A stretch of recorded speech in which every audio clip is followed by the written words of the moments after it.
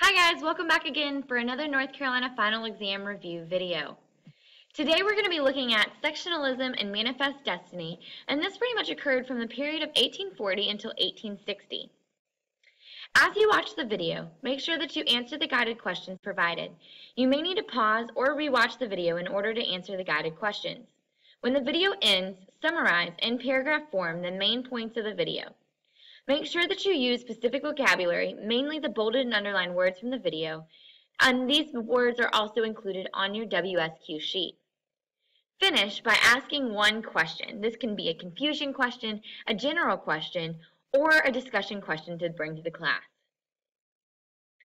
The essential questions that we'll be answering in this video are what is the concept of manifest destiny, and how did Americans fulfill the concept of a manifest destiny?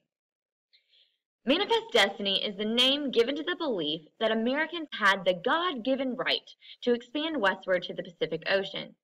They believed it was their divine providence, meaning their right given by God, to expand all the way west. It was a belief popularized by John O'Sullivan, and it was used to gain public support for territorial expansion. The goal was for the United States to reach from the East Coast, the 13 colonies, all the way to the West Coast, made up of California. There were three areas that Americans needed in order to make their dream of manifest destiny come true: Texas, Oregon, and California. Americans began moving to Texas as the population along the East Coast increased. There was a need for more farmland, and Texas offered the opportunity for that land. There was also more economic opportunities in Texas.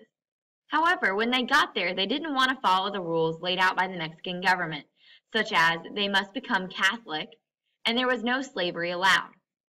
The Americans living in Texas declared independence from Mexico and created the Lone Star Republic, or the Republic of Texas, in 1836. They wanted Texas to be annexed, or added as a state, by the United States. President Jackson had opposed the addition of Texas to the Union because it would disrupt the balance of power between the slave states and the free states.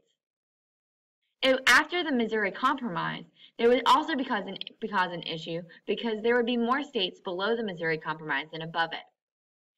Sectionalism, or the division between the different sections of the United States, slave and free, North and South, developed. The United States desired lands that were owned by Mexico, mainly Texas, California, and New Mexico. The only way to gain that land was through war. President Polk justified the Mexican War by claiming that Mexican troops had illegally crossed into American territory where they had attacked and killed American soldiers. The boundary line between Texas and Mexico was under dispute. Texans believed that it was the Rio Grande, while Mexicans thought that it was the Nueces. The Treaty of Guadalupe Hidalgo ended the Mexican War under the terms of the treaty that the United States gained California, New Mexico, and the boundary of Texas was the Rio Grande River. The Wilmot Proviso called for the prohibition of slavery in the lands acquired from Mexico in the Mexican War. These lands also were purchased in the Gadsden Purchase that bought additional land along the border of New Mexico. During the 1844 election campaign, President Polk ran on the slogan, "54-40 or fight," referring to Polk's promise to take all of Oregon land under the dispute between the United States and Great Britain. In the picture to the right, the line that crawls between Oregon was the Compromise line. You can see the area of purple, which was the area that was desired by the United States. The Compromise allowed Britain to keep the land, but allowed for parts of Oregon to be part of the United States. This is the boundary that still exists to this day. After he was elected, Polk and the British reached a compromise, establishing the northern border along the 49th parallel. After the lands were added with the Treaty of Guadalupe Hidalgo and the Gadsden Purchase, the question was whether or not these lands would be slave or free. They disrupted the balance of power between slave states and free states. Stephen A. Douglas, Daniel Webster, Henry Clay, and John C. Calhoun created what became known as the Compromise of 1850 that would negotiate the division of power between the slave states and the free states in the newly gained territories. The Compromise of 1850 included the following: admission of California as a free state, abolition of the slave trade in the District of Columbia, which would become known as Washington, D.C., the Fugitive Slave Act that required northern states to return runaway slaves to their owners in the South, and popular sovereignty, or the abilities of the voters in that district to decide the issue of slavery within their own state. Out of all of these, the Fugitive Slave Act would anger Northern abolitionists and Northerners the most. They essentially saw the Fugitive Slave Act as an invasion of their land from the South.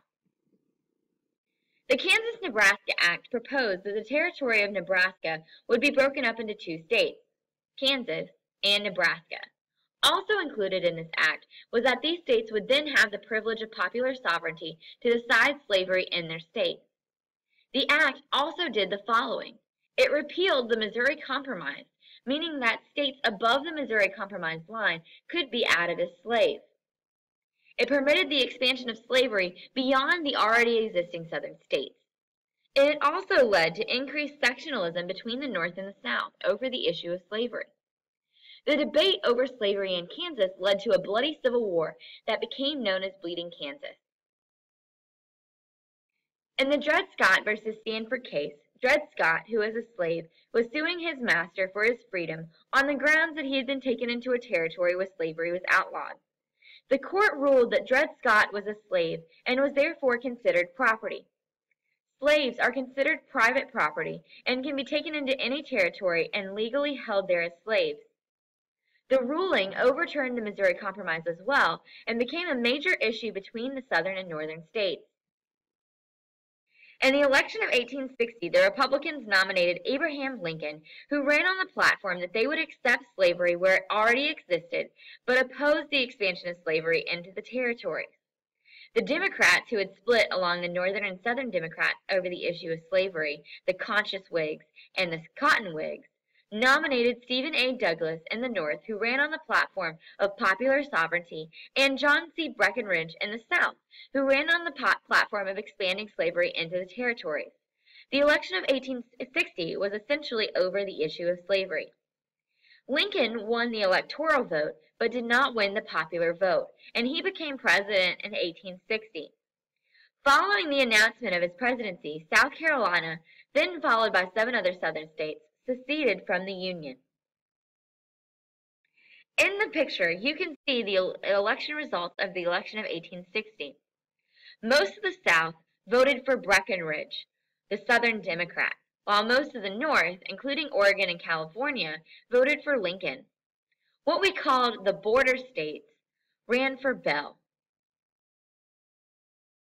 Make sure that you answer the guided questions. If you have to, go back and rewatch the video, pausing where you need to. Once you feel like you have a good understanding of the video, summarize the video in paragraph form, the main points. Make sure you use the specific vocabulary which appeared as bolded and underlined words from the video located on your WSQ. Finish by asking one question. This can be something you're still confused about, a general question, or a discussion question for the class.